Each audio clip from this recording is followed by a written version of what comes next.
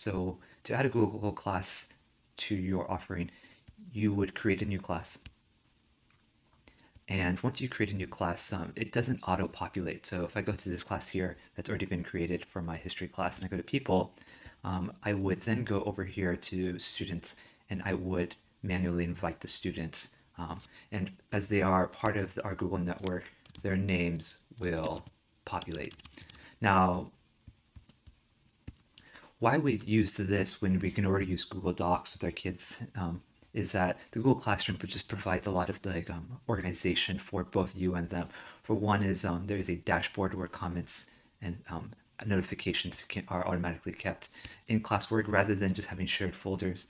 When I click on an assignment, it's very easy for me to put instructions for the assignment, which is far more difficult to ever do in a folder. When I click on the assignment itself, Google Classroom provides some data that is not really possible when it's shared folders. One is it gives you a single dashboard to see when things are turned in, if they're turned in late. It also gives me a little threaded comments. If you look here on the left side over there, if I click on an assignment, Google Classroom provides me some basic tools on being able to kind of, again, provide that threaded discussion where we can have a dialogue about revisions for the work. You could use a gradebook, though we do not because we have our gradebook through my school app, but we definitely could use our rubrics here. It also has plagiarism checks. So if I click here on the right side, this tells me that there's two passages they have flagged. So I can take a look at this. Note that you only get, as a free education account within schools, you get 5 assignments that you can turn this feature on. So I only turn it on for the final draft of major units. Schools have to pay to get unlimited plagiarism check at this moment.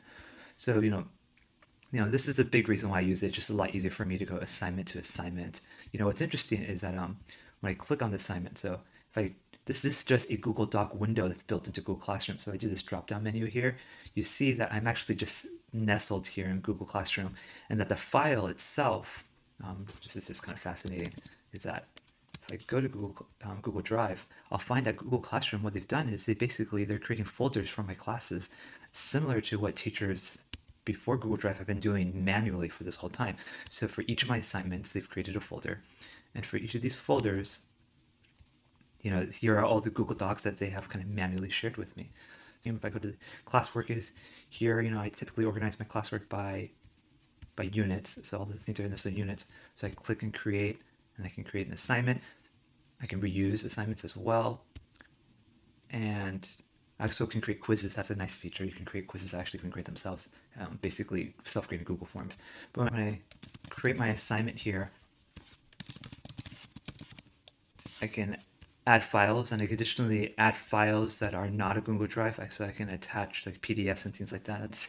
I can either push this assignment to individual students, the whole class, or I push it to multiple classes. So you have a copy of an e-binder. You want every student to have a copy of it. You go to Classroom, create assignment,